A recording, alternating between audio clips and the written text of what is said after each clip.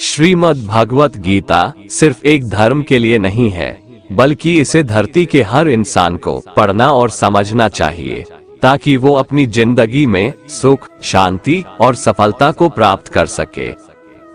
कहा जाता है कि जिस घर में गीता का पाठ हर रोज पढ़ा जाता है या सुना जाता है, उस घर में भगवान श्री कृष्ण आते रहते हैं। श्रीमद् भगवत गीता एकमात्र ऐसा ग्रंथ है जो मनुष्य को जीने का सही तरीका बताती है। गीता जीवन में धर्म, कर्म और प्रेम का पाठ पढ़ाती है। श्रीमद् भगवत गीता का ज्ञान मानव जीवन और जीवन के बाद का जीवन दोनों के लिए उपयोगी माना गया है।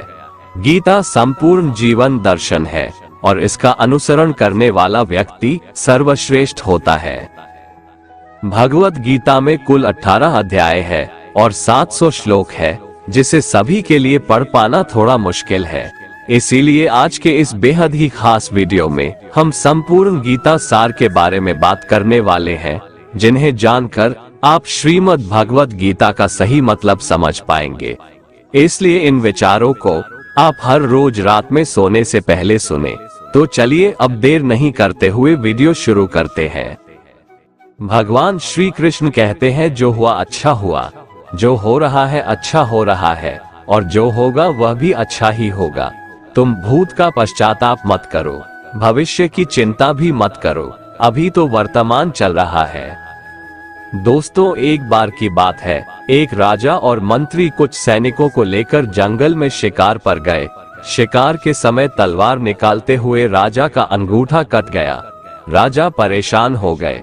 उसने तुरंत अपने सैनिकों से कहा, सैनिकों जल्दी से जाओ और वैद्य जी को बुलाकर लाओ। देखो मेरा अंगूठा कट गया, कितना खून बह रहा है। इतने में पीछे से मंत्री आए और बोले कि इस चोट पर कपड़ा बांध लीजिए और आराम कीजिए, जो होता है अच्छे के लिए होता है। राजा को मंत्री पर गुस्सा आ गया। वह मंत्री से बोले, मंत्री ये बात तुम कह रहे हो, मैं तो तुम्हें अपना हितैषी समझता था।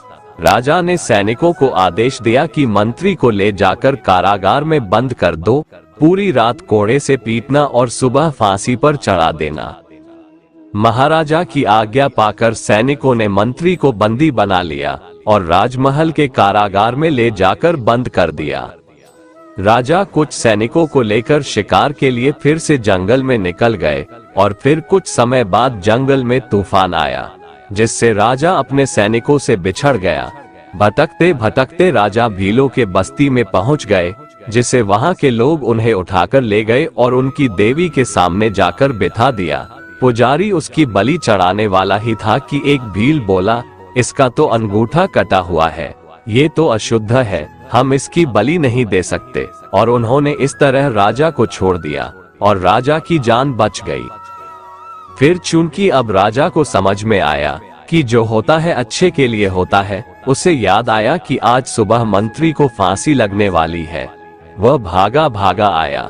उसने देखा कि मंत्री फंदे को गले में पहनकर खड़ा है। राजा ने उसे नीचे उतरवाया और उसके पैर पकड़ लिए और फुट फुट कर रोने लगे। राजा ने अपनी सारी घटना मंत्री को सुनाई और माफी मांगने लगा। मंत्री बोला, माफी वाफी मांगने की जरूरत नहीं है महाराज, जो होता है अच्छे के लिए ही होता है। राजा बोला, मंत्री क्या तुम सच में पागल हो? मेरी नासमझी की वजह से रात भर तुमने कोड़े खाए और फिर भी कहते हो जो होता है अच्छे के लिए होता है। फिर मंत्री बोले, महाराज यदि मैं यहाँ कोड़े नहीं खा रहा होता तो आपके साथ होता, और यदि मैं आपके साथ होता तो वो लोग मेरी बलि चढ़ा देते। अब राजा को समझ में आया कि सच में जो होता है अच्छे के लिए होता है और ईश्वर जो भी कुछ करता है अच्छे के लिए ही करता है।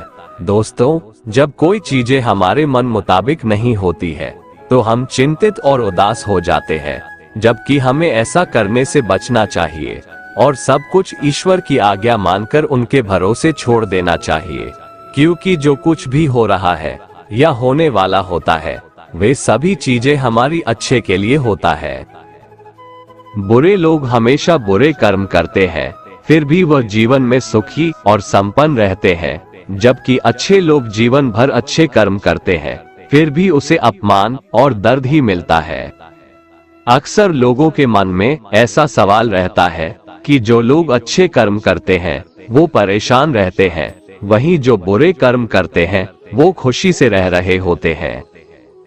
अच्छे कर्म करने वाले परेशान होते हैं कि आखिर उन्हें इतनी परीक्षा क्यों देनी पड़ रही है, जबकि जो अधर्म की राह में है वो खुश है और जिंदगी का लुत्फ उठा रहे हैं। अक्सर लोग सोचते हैं कि अब अच्छाई का जमाना ही नहीं रहा। अगर आपके मन में भी ये सवाल आया है तो आज आप इसका जवाब सुन लीजिए।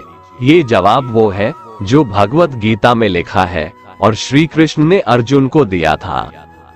भगवत गीता में वर्णित कथा के अनुसार जब भी अर्जुन के मन में कोई दुविधा होती थी तो वो श्री कृष्ण के पास पहुंच जाते थे।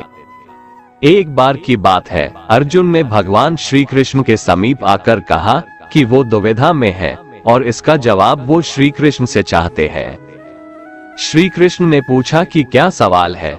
अर्जुन ने कहा, मुझे ये जानना है कि अच्छे लोगों के साथ हमेशा बुरा ही क्यों होता है, वहीं बुरे लोग खुशहाल दिखते हैं। अर्जुन के मुंह से ऐसी बातें सुनकर श्री कृष्ण मुस्कुराए और कहा, मनुष्य जैसा सोचता है और महसूस करता है वैसा कुछ नहीं होता है, बल्कि अज्ञानता की वजह से वो सच्चाई नहीं समझ पाता है।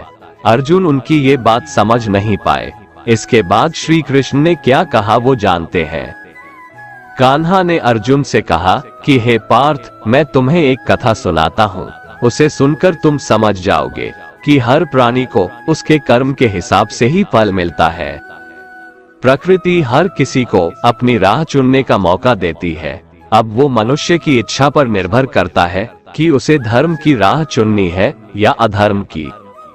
कथा शुरू करते हुए श्री कृष्ण ने कहा, एक नगर में दो पुरुष रहा करते थे। एक पुरुष व्यापारी था जिसके जीवन में धर्म की बहुत महत्ता थी। वो पूजा पाठ में यकीन रखता था। वो हर रोज मंदिर जाता था और दान धर्म भी करता था और हर रोज भगवान की पूजा करता था। वहीं दूसरा पुरुष बिल्कुल विपरीत था। वो हर रोज मंदिर तो जाता था लेकिन पूजा करने नहीं, बल्कि मंदिर के बाहर से जूते चप्पल चुराने। उसे दान और धर्म से कोई लेना देना नहीं था। समय बीतता गया और एक दिन बहुत जोर की बारिश हो रही थी। इस वजह से मंदिर में पुजारी के अलावा कोई नहीं था। ये बात जब दूसरे पुरुष को पता चली तो उसने कहा कि ये सही मौका है मंदिर का धन चुराने का। पंडित से नजर बचाकर उसने मंदिर का सारा धन चुरा लिया। उसी समय धर्म कर्म में विश्वास रखने वाला व्यक्ति भी मंदिर पहुंचा। दुर्भाग्य से मंदिर के पुजारी ने उसे ही चोर समझ लिया और चिल्लाने लगे। वहां लोग एकत्र हो गए और उसे बहुत मारा। किसी तरह वो बचते बचाते वहां से निकला तो दुर्भाग्य ने उसका साथ वहां भी नहीं छोड़ा। मंदिर के बाहर वो एक गाड़ी से टकरा गया और घायल हो गया। फिर वो व्यापारी लंगड़ाते हुए घर जाने लगा तो रास्ते में उसकी मुलाकात उस पुरुष से हुई जिसने मंदिर से धन चुराया था। उसने कहा, आज तो मेरी किस्मत चमक गई, एक साथ इतना सारा धन मिल गया। ये सब देखकर उसे बहुत बुरा लगा और उसने अपने घर से भगवान की सारी तस्वीरें निकाल दी। कुछ सालों बाद दोनों की पुरुषों की मृत्यु हो गई। मरने के बाद जब दोनों यमराज की सभा में पहुंचे और भले पुरुष ने दूसरे व्यक्ति को देखा तो उसे बहुत गुस्सा आया। उसने क्रोधित होकर यमराज से पूछ ही लिया, मैं तो हमेशा अच्छे कर्म करता था, दान में विश्वास रखता था, उसके बदले जीवन भर मुझे अपमान और दर्द ही मिला और इस व्यक्ति को नोटों से भरी पोटली, आखिर ऐसा भेदभाव क्यों? इस पर यमराज ने कहा, पुत्र तुम गलत समझ रहे हो। जिस दिन तुम्हारी गाड़ी से टक्कर हुई थी वो दिन तुम्हारे जीवन का आखिरी दिन था, परंतु तुम्हारे अच्छे कर्मों की वजह से तुम्हारी मौत सिर्फ एक छोटी से चोट में बदल गई। तुम इस दुष्ट व्यक्ति के बारे में जानना चाहते हो? दरअसल इसके भाग्य में राजयोग था, मगर इसके कुकर्मों और अधर्म की वजह से वो सिर्फ एक छोटी सी धन की पोटली में बदल गया। कथा सुनाने के बाद श्री कृष्ण अर्जुन से कहते हैं, पार्थ क्या अब तुम्हें तुम्हारे सवाल का जवाब मिल गया? ऐसा सोचना कि भगवान तुम्हारे कर्मों को नजरअंदाज कर रहे हैं, ये बिल्कुल भी सत्य नहीं है। भगवान हमें कब, क्या, किस रूप में दे रहा है मनुष्य को समझ में नहीं आता है, मगर आप अच्छे कर्म करते रहें तो भगवान की कृपा हमेशा बनी रहती है। इसलिए अपने अच्छे कर्मों को बदलना नहीं चाहिए, क्योंकि उसका फल हमें इसी जीवन में मिलता है। इसलिए मनुष्य का फर्ज है कि वो हमेशा अच्छे कर्म करते रहें, क्योंकि श्री कृष्ण ने गीता में भी बताया है कि किसी के द्वारा किया गया कर्म बेकार नहीं जाता है, चाहे वो अच्छा हो या बुरा। भगवान श्री कृष्ण कहते हैं, तुम्हारा क्या गया जो तुम रोते हो? तुम क्या लाए थे जो तुमने खो दिया? तुमने क्या पैदा किया था जो नष्ट हो गया? न तुम कुछ लेकर आए, जो लिया यहीं से लिया, जो दिया यहीं पर दिया, जो लिया इसी भगवान से लिया, जो दिया इसी को दिया। खाली हाथ आए, खाली हाथ चले। जो आज तुम्हारा है कल किसी और का था, परसों किसी और का होगा। तुम इसे अपना समझकर मग्न हो रहे हो, बस यही प्रसन्नता तुम्हारे दुखों का कारण है। श्री कृष्ण कहते हैं, क्यों व्यर्थ चिंता करते हो? किससे व्यर्थ डरते हो? कौन तुम्हें मार सकता है? आत्मा न पैदा होती है न मरती है। दोस्तों, जीवन और मृत्यु भाग्य की बात है, इससे कहीं भी छिपा या बचा नहीं जा सकता। जब तक जिंदगी है तब तक कोई आपको मार नहीं सकता, लेकिन अगर मृत्यु निकट हो तो कोई कोशिश आपको बचा नहीं सकती। एक बार की बात है, एक कौवे की गरुड़ से दोस्ती हो गई। दोनों काफी समय साथ गुजारते थे। उनमें मित्रता इतनी गहरी हो गई थी कि आपस में कभी कोई बात नहीं छिपाते थे। एक दिन दोनों एक नदी के किनारे पेड़ पर बैठे बात कर रहे थे। तभी एक यमदूत उधर से गुजरा। वो कौवे को देखकर मुस्कुराया। गरुड़ और कौवे ने उस यमदूत को अनदेखा किया और अपनी बातों में लग गए। लेकिन अगले दिन फिर वही हुआ। दोनों बातें कर रहे थे, तभी वो यमदूत फिर उधर से गुजरा। वो फिर कौवे को देखकर मुस्कुराया। इस बार कौवे को कुछ शंका हुई। उसने गरुड़ से कहा कि ये यमदूत मुझे देखकर कल भी मुस्कुराया था और आज भी वैसे ही मुस्कुराया। कुछ गड़बड़ है, हो सकता है मेरी मृत्यु आने वाली है। गरुड़ ने उसे समझाया कि ऐसा कुछ नहीं है, ये एक संयोग भी हो सकता है, तुम चिंता मत करो। 2-3 दिन और ऐसे ही निकले। रोज यमदूत कौवे को देखकर मुस्कुराता। अब तो कौवे को यकीन हो गया कि निश्चित ही मेरी मौत नजदीक है। उसने गरुड़ से कहा, मित्र, मैं मरना नहीं चाहता, लेकिन ये यमदूत जरूर 1-2 दिन में मेरे प्राण निकाल कर ले जाएगा। ये रोज ही मुझे देखकर मुस्कुराता है। गरुड़ को भी लगा कि हो सकता है कौवे का शक सही हो। उसने कौवे को धैर्य बंधाया। गरुड़ ने कौवे से कहा, तुम चिंता मत करो मित्र, मैं तुम्हें यहाँ से इतनी दूर ले जाऊंगा कि ये यमदूत तुम्हें दिखाई ही ना दे। गरुड़ ने कौवे को अपनी पीठ पर बैठाया और उस जंगल से हजारों किलोमीटर दूर कैलाश पर्वत पर ले गया। दोनों को अब ये डर नहीं रहा कि यहाँ कोई उन्हें परेशान कर सकता है। लेकिन वे जैसे ही कैलाश पर्वत पर पहुंचकर एक गुफा तक पहुंचे, वहां वो यमदूत पहले से ही मौजूद था। उसने कौवे को देखते ही उस पर पाश फेंककर उसके प्राण निकाल लिए। गरुड़ देखता रह गया। उसने यमदूत से पूछा, तुमने इसे मारा क्यों? यमदूत ने कहा कि इसकी मौत इसी समय लिखी थी, इसलिए इसके प्राण निकाल लिए। गरुड़ ने फिर पूछा, तो फिर तुम इसे देखकर उस जंगल में मुस्कुराते क्यों थे? इसे मारना ही था तो वहीं मार देते। यमदूत ने जवाब दिया, इसकी मौत कैलाश पर्वत पर ही लिखी थी, लेकिन 4-5 दिन पहले इसे उस जंगल में देखकर मुझे ये आश्चर्य हो रहा था कि ये इतने कम समय में वहां पहुंचेगा कैसे, क्योंकि इसके पंख भी छोटे हैं और ये लंबी उड़ान भी नहीं भर सकता, तो हजारों योजन दूर कैलाश तक ये पहुंचेगा कैसे? यही सोचकर मैं रोज मुस्कुराकर गुजर जाया करता था, लेकिन भाग्य देखो, तुम इसके परम मित्र ही इसे यहाँ तक इतने कम समय में ले आए। भगवान श्री कृष्ण कहते हैं, ये संसार मेरी ही माया है, ये संसार मुझसे ही उत्पन्न हुआ है। मैं ही इसका पालन पोषण करता हूँ और मैं ही इस सृष्टि का विनाश करता हूँ। मैं जल में रस हूँ, चंद्रमा और सूर्य में प्रकाश हूँ, संपूर्ण वेदों में ओंकार हूँ, आकाश में शब्द और पुरुषों में पुरुषत्व हूँ। मैं ही सूर्य रूप से तपता हूँ, वर्षा का आकर्षण करता हूँ और उसे बरसाता हूँ। हे अर्जुन, मैं ही अमृत और मृत्यु हूँ, सत असत भी मैं ही हूँ। मैं धरती की मधुर सुगंध हूँ, मैं अग्नि की ऊष्मा हूँ, सभी जीवित प्राणियों का जीवन और सन्यासियों का आत्म स्वयं भी मैं ही हूँ। मैं भूत, वर्तमान और भविष्य के सभी प्राणियों को जानता हूँ, लेकिन वास्तविकता में मुझे कोई नहीं जानता। हमेशा शक करने वाला व्यक्ति कभी शांति प्राप्त नहीं कर पाता है। वह ना तो इस लोक में धन, ऐश्वर्य या यश की प्राप्ति कर सकता है और ना ही परलोक में स्वर्ग की प्राप्ति कर सकता है, क्योंकि जब तक मनुष्य किसी भी विषय में संशय युक्त रहता है तब तक वह उस विषय में सफलता नहीं पा सकता। इसलिए संदेह करने से बचे।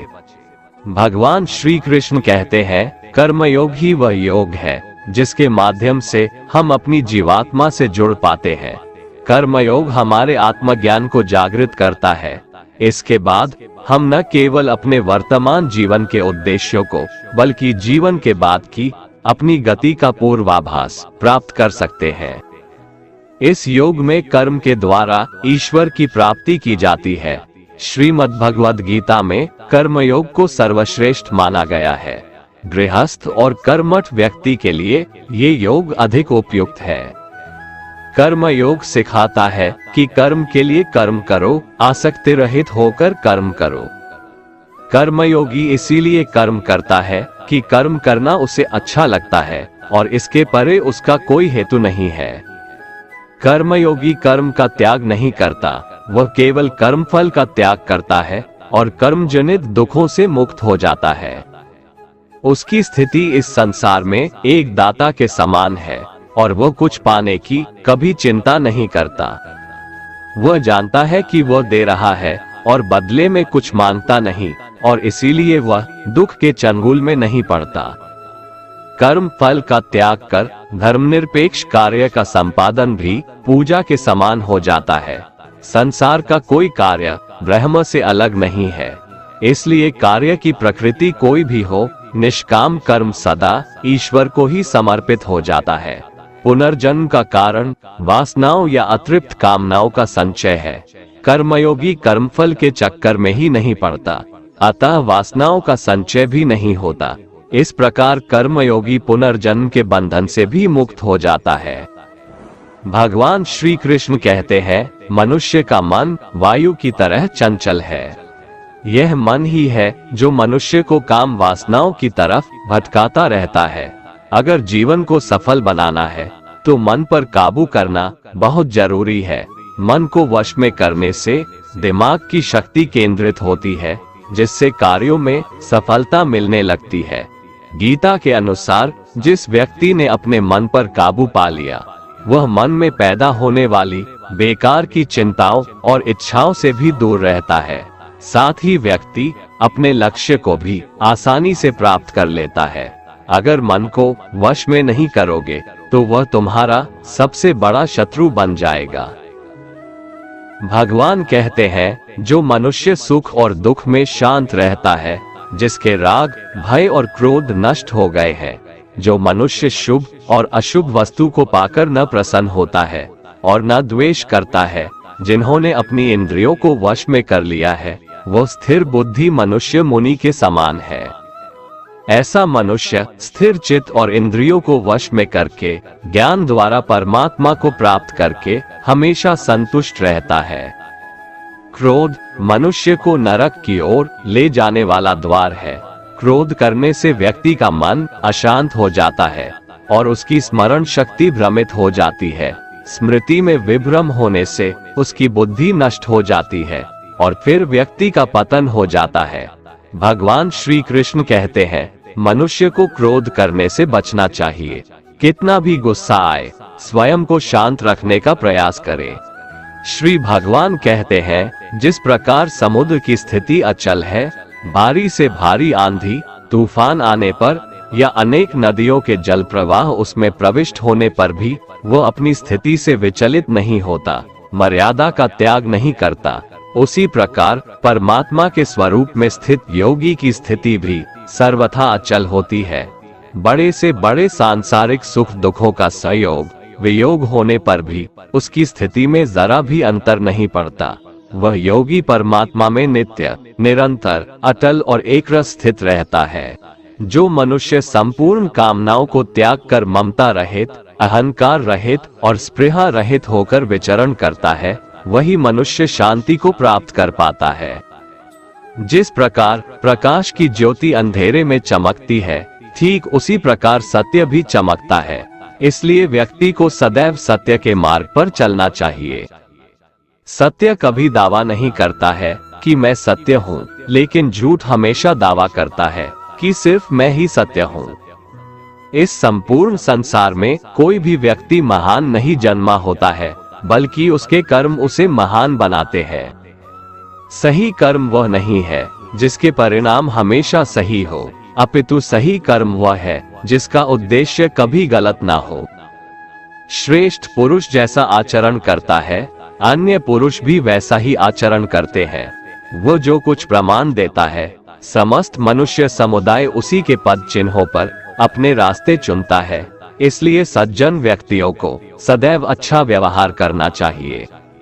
जो मनुष्य ईश्वर में श्रद्धा नहीं रखते, वो अज्ञानी मनुष्य जीवन में कभी भी सुख, शांति और सफलता को प्राप्त नहीं कर पाते। ऐसे मनुष्य की बुद्धि विपरीत हो जाती है। वे लौकिक और पारलौकिक सब प्रकार के सुख साधनों को विपरीत ही समझने लगते हैं। इसी कारण वे विपरीत आचरणों में प्रवृत्त हो जाते हैं। इसके फलस्वरूप उनका इस लोक में और परलोक में पतन हो जाता है। वे अपनी वर्तमान स्थिति से भी भ्रष्ट हो जाते हैं और मरने के बाद उनको अपने कर्मों का फल भोगने के लिए सूकर, कुकर आदि नीच योनियों में जन्म लेना पड़ता है या घोर नरक में पड़कर भयानक यातनाएं भोगनी पड़ती है। भगवान श्री कृष्ण कहते हैं, जो मनुष्य अपने कर्तव्यों का पालन करते हुए विपरीत परिस्थितियों में भी अपने धर्म के मार्ग पर अडिग रहता है और उसके कारण अगर उसकी मृत्यु भी हो जाती है, तो वह मृत्यु भी उसके लिए परम कल्याणकारक बन जाता है और उस मनुष्य को स्वर्ग की प्राप्ति होती है। हे अर्जुन, मेरे और तुम्हारे बहुत से जन्म हो चुके हैं। उन सबको तू नहीं जानता, किंतु मैं जानता हूँ। मैं अजन्मा और अविनाशी हूँ। मैं समस्त प्राणियों का ईश्वर होते हुए भी अपनी प्रकृति को अधीन करके अपनी योग माया से प्रकट होता रहता हूँ।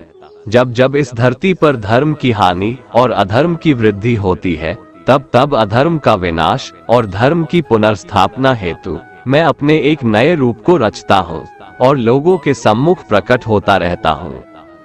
मनुष्य मेरी जिस भी रूप की पूजा करते हैं, मैं भी उनको उनकी भावना के अनुसार उसी रूप में दर्शन देता हूँ।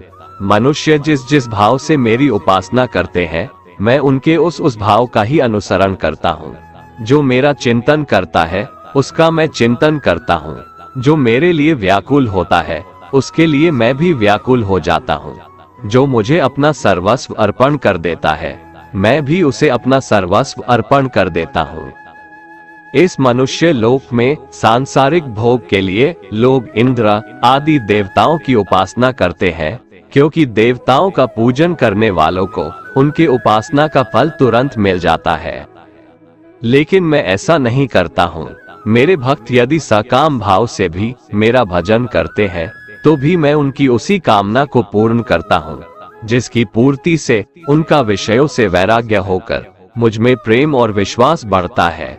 इसीलिए सांसारिक मनुष्यों को मेरी भक्ति का फल शीघ्र मिलता हुआ नहीं दिखता है और इसलिए वे मंद बुद्धि मनुष्य कर्मों का फल शीघ्र प्राप्त करने की इच्छा से अन्य देवताओं का ही पूजन किया करते हैं। इंसान हमेशा अपने भाग्य को कोसता है, ये जानते हुए भी कि भाग्य से भी ऊंचा उसका कर्म है, जो उसके स्वयं के हाथों में है।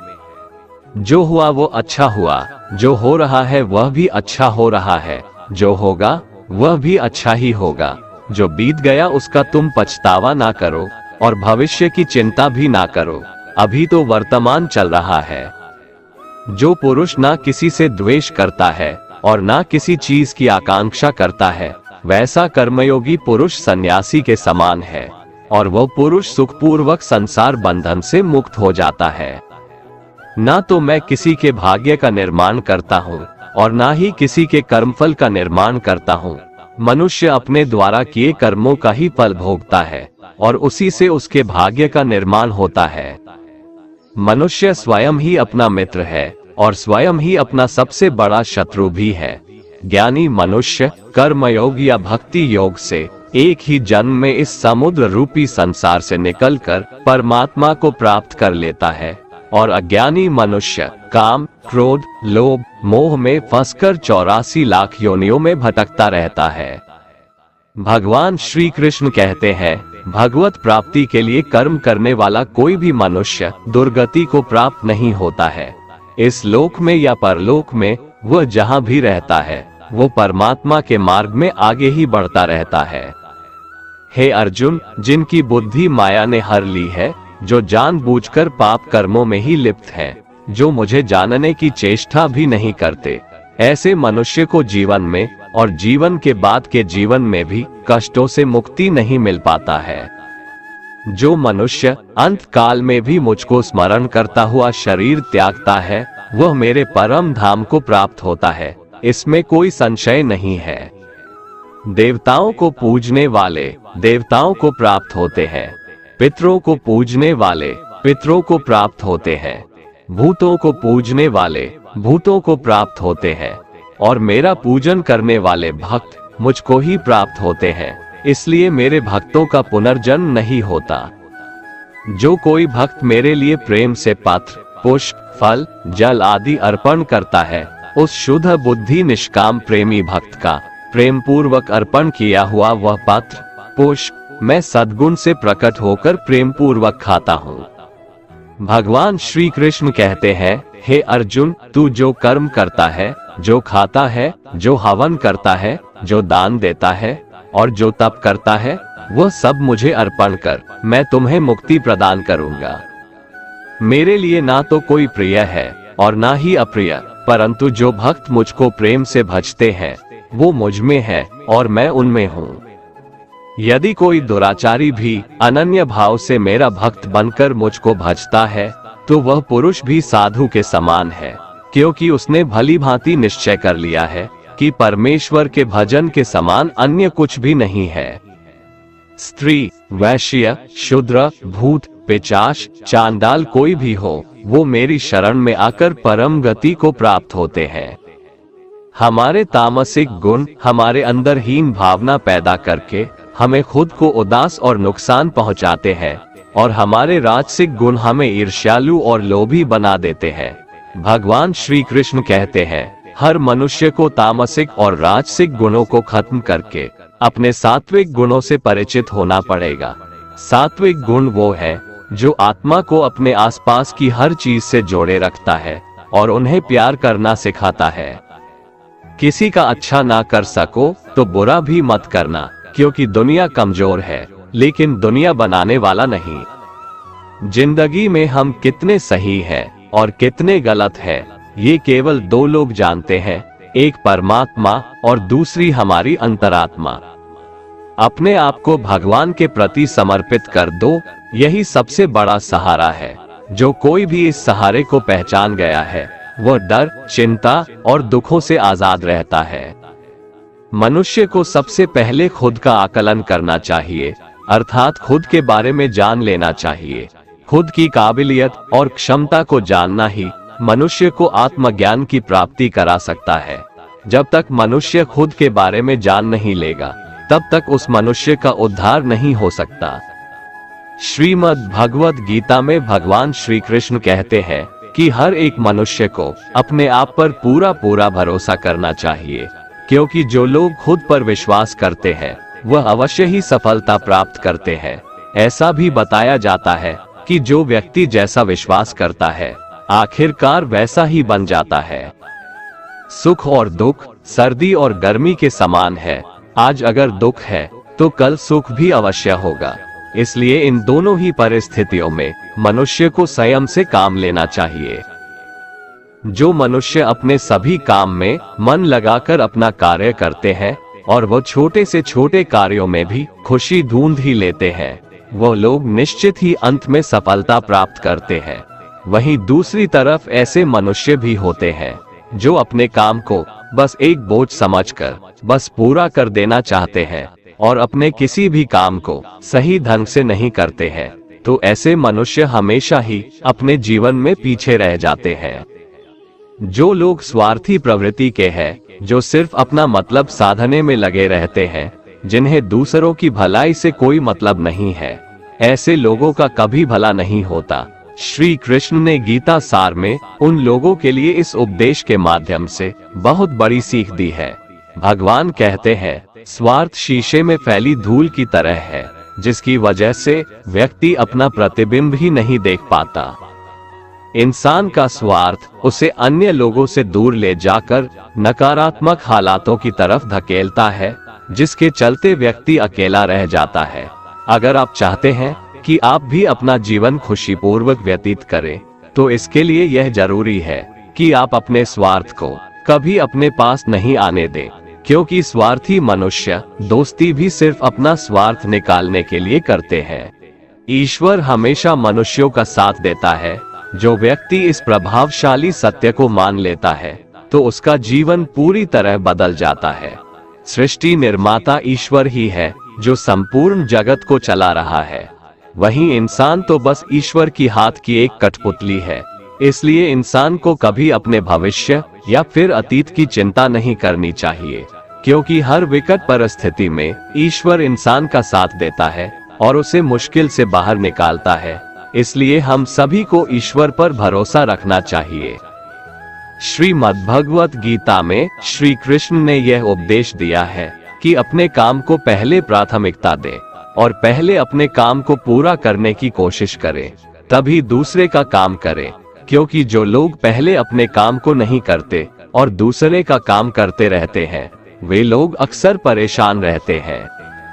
मनुष्य अपने हृदय से जो दान कर सकता है, वो अपने हाथों से नहीं कर सकता, और मौन रहकर जो कुछ वो कह सकता है, वो शब्दों से नहीं कह सकता। जो चीजें हमारे दायरे से बाहर हो, उसमें समय गंवाना मूर्खता ही होगी। किसी भी व्यक्ति को ना तो समय से पहले और ना ही भाग्य से अधिक कुछ मिलता है, लेकिन उसे पाने के लिए सदैव प्रयत्नशील रहना चाहिए। जो मनुष्य मेरे पर मन लगाते हैं, मेरी भक्ति करते हैं, मैं उनको वो सब कुछ प्रदान करता हूँ जो उनके पास नहीं है, और जो उनके पास है, मैं उनकी रक्षा भी करता हूँ। इसलिए ये बहुत जरूरी है कि हम अपने बुरे वक्त में परमात्मा पर भरोसा रखें। भगवान श्री कृष्ण कहते हैं, कितना भी बुरा वक्त आ जाए, कभी विचलित नहीं होना चाहिए, बल्कि डटकर उसका सामना करना चाहिए। क्योंकि इस संसार का नियम है, जो आया है उसे दुख का सामना करना पड़ेगा। रोने से और चिंता करने से कोई फायदा नहीं होने वाला है, बल्कि इससे दुख और बढ़ेगा। जीवन में आगे बढ़ने के लिए और अपनी अलग पहचान बनाने के लिए यदि आपको क्रांतिकारी भी बनना पड़े, तो इससे पीछे न हटें। कहने का सीधा मतलब ये है कि जरूरत के हिसाब से खुद में बदलाव करें और समाज के बारे में न सोचते हुए अपने काम पूरे करें। जीवन में दोस्तों की भूमिका बहुत अहम होती है। सच्चे दोस्तों की पहचान हमेशा मुश्किल वक्त में ही होती है। जिस तरह भगवान कृष्ण ने पांडवों के मुश्किल वक्त में उनका साथ दिया था, वैसे ही आपको भी अपने दोस्तों का साथ देना चाहिए। इसके साथ ही आपको ऐसे ही दोस्त बनाने चाहिए जो आपके मुश्किल वक्त में आपके साथ खड़े रहें। जीवन में हार जीत लगी रहती है, लेकिन सफलता सिर्फ उसी व्यक्ति को मिलती है जो अपनी गलतियों और हार से सीख लेकर आगे बढ़े। हार कर निराश होना किसी भी समस्या का हल नहीं है।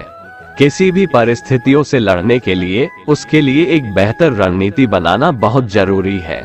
बिना रणनीति के आप हर मोर्चे पर कामयाब नहीं हो पाएंगे। यदि पांडव भी श्री कृष्ण द्वारा बनाई गई रणनीति का पालन नहीं करते, तो शायद कौरवों के खिलाफ हुए युद्ध में उन्हें जीत नहीं मिलती। गीता के 10वें अध्याय में भगवान श्री कृष्ण कहते हैं कि हे अर्जुन, मैं सभी प्राणियों के हृदय में स्थित सबका आत्मा हूँ। संपूर्ण प्राणियों का आदि, मध्य और अंत भी मैं ही हूँ। मैं सूर्य हूँ। मैं वेदों में सामवेद हूँ, देवों में इंद्र हूँ, इंद्रियों में मन हूँ। मैं ब्रह्मा हूँ मैं विष्णु हूँ, मैं महेश हूँ, जलाशयों में मैं समुद्र हूँ, पर्वतों में मैं हिमालय हूँ। इस संपूर्ण संसार में तुम जो कुछ भी देख पाते हो सब मैं ही हूँ। कोई आदमी चाहे लाख चीजें जान ले, चाहे वो पूरे जगत को जान ले, लेकिन अगर वह स्वयं को नहीं जानता तो वह अज्ञानी है। अगर कोई आपको ठुकरा दे तो बुरा मत मानना, क्योंकि वे वास्तव में आपकी कीमत नहीं जानते। जो रिश्ता हमें रुला दे उससे गहरा कोई रिश्ता नहीं, और जो रिश्ता हमें रोता हुआ छोड़ दे उससे कमजोर कोई रिश्ता नहीं। हमेशा शांत रहें, इससे आपके जीवन में खुद को बहुत मजबूत पाएंगे, क्योंकि लोहा ठंडा होने पर ही मजबूत होता है, पर गर्म होने पर तो उसे किसी भी आकार में ढाला जा सकता है। किसी विपत्ति के समय आपको ये 7 गुण बचाएंगे: आपका ज्ञान, आपकी विनम्रता, आपकी बुद्धि, आपके भीतर का साहस, आपके अच्छे कर्म, सच बोलने की आदत और ईश्वर में विश्वास। आत्मा हमेशा जानती है कि सही क्या है और गलत क्या है, लेकिन मनुष्य के सामने चुनौती तो मन को समझने की होती है। मुश्किल समय में व्यक्ति अकेला हो जाता है, लेकिन मुश्किलों की वजह से वही व्यक्ति मजबूत हो जाता है। जो आपको सम्मान दे उसी को सम्मान दीजिए। हैसियत देखकर सर झुकाना कायरता का लक्षण है। हे अर्जुन, जो न कभी हर्षित होता है, ना किसी से द्वेष करता है, ना शोक करता है, ना कामना करता है, जो शुभ और अशुभ संपूर्ण कर्मों का त्यागी है, वह ज्ञानी मनुष्य मुझको अति प्रिय है। मुझे पाने के 3 तरीके हैं: ध्यान योग, ज्ञान योग और कर्म योग, और इन सब में कर्मयोग सबसे प्रधान है। किसी पर विश्वास करना हो तो उनकी बातों पर नहीं, उनकी हरकतों पर ध्यान दो। गुस्से के वक्त थोड़ा रुक जाने से और गलती के वक्त थोड़ा झुक जाने से जिंदगी और भी आसान हो जाती है। भगवान श्री कृष्ण कहते हैं, जो मनुष्य मुझे जान लेता है वह जन्म मरण के बंधनों से मुक्त हो जाता है। जो मनुष्य भगवद गीता को पढ़कर उस पर अमल करता है, उसके सारे दुष्कर्मों का प्रभाव समाप्त हो जाता है।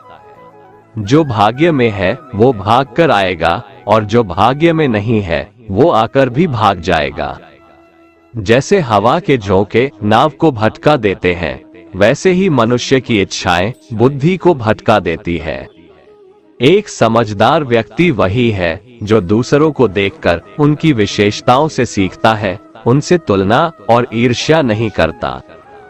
शस्त्र केवल शरीर को घायल कर देते हैं, किंतु शब्द आत्मा को भी घायल कर देते हैं। जो मनुष्य अपने को परमात्मा से अलग नहीं समझता है और ना ही इस शरीर से अपना कोई संबंध मानता है, वह सदा के लिए जन्म मरण से मुक्ति पा लेता है। जो व्यक्ति आध्यात्मिक जागरूकता के शिखर तक पहुंच चुके हैं, उनका मार्ग है निस्वार्थ कर्म, और जो भगवान के साथ संयोजित हो चुके हैं, उनका मार्ग है स्थिरता और शांति। मानव कल्याण ही भगवत गीता का प्रमुख उद्देश्य है, इसलिए मनुष्य को अपने कर्तव्यों का पालन करते समय मानव कल्याण को प्राथमिकता देना चाहिए। श्री कृष्ण कहते हैं, जो तुम्हारा साथ देता है तुम उसका साथ दो, जो तुम्हें धोखा देता है तुम उसे त्याग दो। जिस जगह आपका सम्मान नहीं हो वहां पर कभी जाना नहीं चाहिए, वरना लोग आपको कमजोर और बेवकूफ समझेंगे। जहां बारिश ना हो वहां फसल खराब हो जाती है, और जहां संस्कार ना हो वहां नस्ल भी खराब हो जाती है। जो लोग ये कहते हैं मेरे पास वक्त नहीं है, असल में उनके खास रिश्तों की गिनती में आपका नाम ही नहीं है। हे अर्जुन, वह जो वास्तविकता में मेरे उत्कृष्ट जन्म और गतिविधियों को समझता है, वह शरीर त्यागने के बाद पुनः जन्म नहीं लेता और मेरे परम धाम को प्राप्त होता है। वो व्यक्ति जो सभी इच्छाएं त्याग देता है और मैं और मेरा की लालसा और भावनाओं से मुक्त हो जाता है, उसे अपार शांति की प्राप्ति होती है। जिस मनुष्य के अंदर ज्ञान की कमी और ईश्वर में श्रद्धा नहीं होती, वो मनुष्य जीवन में कभी भी आनंद और सफलता को प्राप्त नहीं कर पाता। ईश्वर ने हमें जो कुछ भी दिया है वही हमारे लिए पर्याप्त है, और यही एक अटल सत्य भी है। संयम, सदाचार, स्नेह एवं सेवा, ये गुण सत्संग के बिना नहीं आते। ईश्वर से किए गए प्रार्थना से इंसान की परिस्थिति या तकदीर बदले या ना बदले, पर उस प्रार्थना से इंसान के चरित्र में जरूर बदलाव आता है। बात इतनी मधुर रखो कि कभी वापस भी लेनी पड़े तो आपको कड़वी न लगे। खुद में थोड़ा स्वाभिमान होना जरूरी है, वरना लोग आपको वहां भी दबाने की कोशिश करेंगे जहां आपका अधिकार है। कोई एक महापुरुष ही आत्मा को आश्चर्य की भांति देखता है, वैसा ही दूसरा कोई महापुरुष ही इसके तत्व का आश्चर्य की भांति वर्णन करता है, तथा दूसरा कोई अधिकारी पुरुष ही इसे आश्चर्य की भांति सुनता है, और कोई कोई तो सुनकर भी इसको नहीं जानता। श्री भगवान कहते हैं, दुख सुख को समान समझने वाले जिस धीर पुरुष को ये इंद्रिय और विषयों के संयोग व्याकुल नहीं करते, वह मोक्ष के योग्य होता है। जब तक तुम अपने आप से नहीं हार जाओ, तब तक दुनिया की कोई ताकत तुम्हें हरा नहीं सकती है। वे मूर्ख हैं जो प्रेम को बकवास कहते हैं। प्रेम इस संसार की मूल है, इसी से संसार बना है। रिश्तों में नियमित दूरियां रिश्तों को जोड़ती है और अनियमित दूरियां रिश्तों को तोड़ती है। मनुष्य अपने विश्वास से निर्मित होता है, जैसा वो विश्वास करता है वैसा वो बन जाता है। कृष्ण कहते हैं, धर्म के लिए लड़ना सीखो, अधर्मी का काल बनना सीखो और अपनों के लिए त्याग करना सीखो। सत्य हमेशा पानी में तेल की एक बूंद के समान होता है। कितना भी असत्य का पानी डाले, वह हमेशा ऊपर ही तैरता है। अपने जीवन में कभी भी ना किसी को आनंद में वचन दो, ना क्रोध में उत्तर दो और ना ही दुख में कभी निर्णय लो। कोई आदमी चाहे लाख चीजें जान ले, चाहे वो पूरे जगत को जान ले, लेकिन अगर वह स्वयं को नहीं जानता तो वह अज्ञानी है। अपना काम बनाने के लिए लोग आपकी तारीफ करेंगे, आपसे रिश्ता बनाने की कोशिश करेंगे, लेकिन उनके व्यवहार को सच मानकर अगर आप फंस जाएंगे तो आगे चलकर आपको ही नुकसान होगा। अक्सर आपको चोट वही लोग पहुंचाते हैं जो आपके अपने होते हैं, जो आपके दिल के ज्यादा करीब होते हैं। गीता का ये सबसे महत्वपूर्ण ज्ञान है, क्योंकि महाभारत की लड़ाई पराये लोगों में नहीं थी, यह एक ही परिवार की लड़ाई थी। चाहे आप किसी की मदद करो या मत करो, लेकिन जानबूझकर कभी किसी का दिल नहीं दुखाना चाहिए, क्योंकि जब किसी का दिल आपकी वजह से दुखता है तो हमेशा याद रखना कि आपको भी वो दर्द एक दिन जरूर मिलेगा। कभी भी किसी भी चीज की अति नहीं करनी चाहिए, क्योंकि किसी भी चीज की अति आपको ही नुकसान पहुंचाएगी। इसलिए जीवन को संतुलन के साथ जीना चाहिए। जो आपके साथ अधर्म करे, पाप करे, गलत करे, उसे सजा जरूर देना चाहिए। अगर आप उसे सहते हैं तो वो आपके साथ और गलत करता है और आप उससे भी बड़े पाप के भागीदार बन जाएंगे। इसलिए ज्ञानी व्यक्ति को चाहिए कि वो अपने साथ हो रहे गलत का विरोध करना सीखे। जीवन में कभी वो मत करो जो लोग करते हैं, हमेशा वही करो जो तुम्हारे लिए सही है।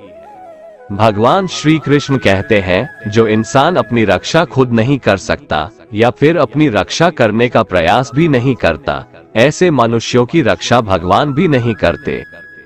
जो इंसान खुद के महत्व को नहीं जानता, वैसे इंसान को कोई भी महत्व नहीं देता है। बुरा इंसान कभी अपनी बुराई नहीं छोड़ता। आप चाहे उसके साथ कितना भी अच्छा चलो, वो आपको तकलीफ जरूर देगा। इसलिए जो जैसा है उसके साथ वैसा ही व्यवहार करना चाहिए।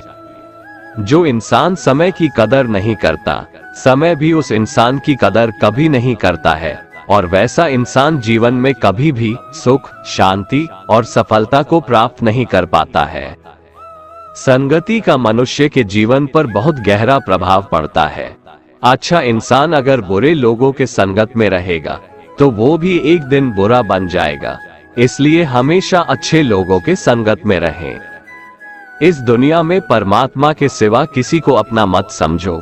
यहाँ कोई अपना नहीं है, क्योंकि जब दुनिया के सारे रास्ते बंद हो जाते हैं तो ईश्वर की तरफ जाने वाला रास्ता हमेशा खुला रहता है। इस दुनिया में हारे हुए इंसान की, तकलीफ में पड़े हुए इंसान की कोई मदद नहीं करता, और अगर कोई इंसान थोड़ा सा सफल हो जाए तो उससे कोई खुश नहीं होता। इसलिए अपना दुख किसी को बताओ मत और अपनी खुशी किसी के आगे जताओ मत। मनुष्य का आहार हमेशा सात्विक और संतुलित होना चाहिए। जिस इंसान को ये समझ नहीं कि क्या खाना चाहिए, कितना खाना चाहिए, कहाँ खाना चाहिए और कैसे खाना चाहिए, वो परमात्मा को कभी नहीं पा सकता। जो मंदबुद्धि मनुष्य सिर्फ दिखावे के लिए कहता है कि उसने समस्त इंद्रियों को वश में कर लिया है, परंतु वह मन ही मन उन इंद्रियों के विषयों का चिंतन करता रहता है, वो मनुष्य मिथ्याचारी अर्थात दंभी कहा जाता है। जो पुरुष परंपरा से नहीं चलता, सृष्टि चक्र के नियमों का पालन नहीं करता, अर्थात अपने कर्तव्य का पालन नहीं करता, वह इंद्रियों के द्वारा भोगों को भोगने वाला पापी पुरुष व्यर्थ ही जीता है। परंतु जो मनुष्य आत्मा में ही रमण करने वाला और आत्मा में ही तृप्त तथा आत्मा में ही संतुष्ट हो, उसके लिए कोई कर्तव्य नहीं है। आत्मा का मतलब यहाँ सबसे बड़ा सच है, और जो सत्य को समझता है, सत्य में ही खुश होकर सत्य में ही रहता है, उसके लिए कोई कर्तव्य नहीं है। लेकिन ऐसा कोई लाखों करोड़ों में एक होता है। उस महापुरुष का इस विश्व में न तो कर्म करने से कोई प्रयोजन रहता है और न कर्मों के न करने से ही कोई प्रयोजन रहता है, तथा संपूर्ण प्राणियों में भी इसका स्वार्थ से कोई संबंध नहीं रहता। कहने का सीधा मतलब है, जिसे परमात्मा मिल चुका है वह कोई और दूसरा कर्म क्यों करे। जो ज्ञानी है, जिन्हें ईश्वर की सच्चाई मालूम हो चुकी है, उनकी ये जिम्मेदारी बन चुकी है कि उनके काम करने के तरीके से कहीं किसी और के मन में काम करने के प्रति अश्रद्धा या अपमान ना पैदा हो जाए। इसलिए उन ज्ञानी जनों के लिए ये जरूरी है कि वो ऐसा उदाहरण सामने रखें जिससे हर कोई अपना कर्म, अपना कर्तव्य करने के लिए प्रेरित हो। तामसिक गुण वाले व्यक्ति आलस्य या नींद इसी प्रकार के कर्म करते हैं। राजसिक गुण वाले बात बात पर शौर्य या बहादुरी दिखाने का काम करते हैं, लेकिन ज्ञानी मनुष्य जानते हैं उसके गुण ही उससे कर्म करवा रहे हैं, और जो ज्ञानी नहीं होते वो समझते हैं कि सब कुछ वही कर रहे हैं। उठाकर फेंक दो उन रिश्तों को गहरे समुंदर में जिनमें वक्त पड़ने पर स्वार्थ और मतलब की बदबू आती हो। अगर सही मायने में आप अपना जीवन बदलना चाहते हो तो सबसे पहले आपको अपना मन बदलने के लिए तैयार रहना पड़ेगा, क्योंकि जैसा आपका मन रहेगा वैसे ही आपके विचार होंगे, और जैसे आपके विचार होंगे वैसे ही आपका जीवन होगा। जो जा रहा है उसे जाने दो, वो आज रुक भी गया तो कल चला ही जाएगा। आप जितने सरल, सीधे और नर्म दिल के रहोगे, उतना ही चतुर और बेईमान लोगों द्वारा खदेड़ दिए जाओगे। जिंदगी में सब कुछ दोबारा मिल सकता है, पर वक्त के साथ खोया हुआ रिश्ता और भरोसा दोबारा नहीं मिलता। भरोसा उसी पर करना जो निभाने के लायक हो। कुछ पल का साथ तो अर्थी उठाने वाले भी दे देते हैं। सच्चे लोगों पर भी उतना विश्वास रखिए जितना दवाइयों पर रखते हैं। बेशक थोड़े कड़वे होंगे पर आपके लिए फायदेमंद होंगे। उन लोगों से तो दूरियां ही ठीक है जिन्होंने आपकी नजदीकियों की कभी कदर नहीं की। बड़ा वही होता है जो छोटों के दर्द को समझ सके। कौन क्या कर रहा है, कैसे कर रहा है, क्यों कर रहा है, इन सब से आप जितना दूर रहेंगे उतना ही खुश रहेंगे।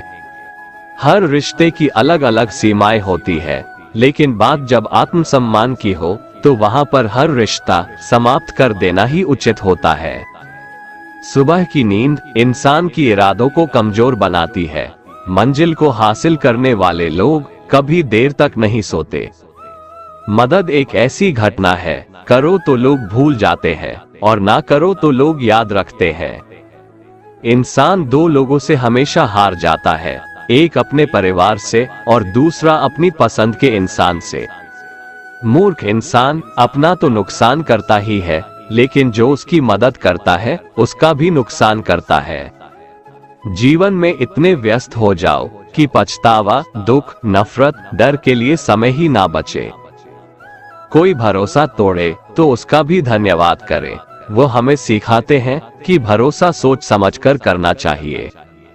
जीवन में सुख शांति चाहते हैं तो अपनी समस्याओं और आलोचनाओं को खुद पर हावी ना होने दें। जन्म से मिले रिश्ते तो प्रकृति की देन है, लेकिन खुद के बनाए रिश्ते आपकी पूंजी है, इन्हें संभाल कर रखिए। किसी व्यक्ति के गुण दोषों का निर्धारण करने से पूर्व अपनी दृष्टि को निष्पक्ष और पारदर्शी बनाना आवश्यक होता है।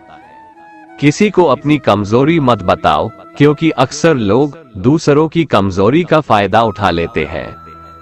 जिंदगी में दो लोगों को कभी मत भूलना, एक वो जिसने तकलीफ दी हो और दूसरा वो जिसने तकलीफ में साथ दिया हो।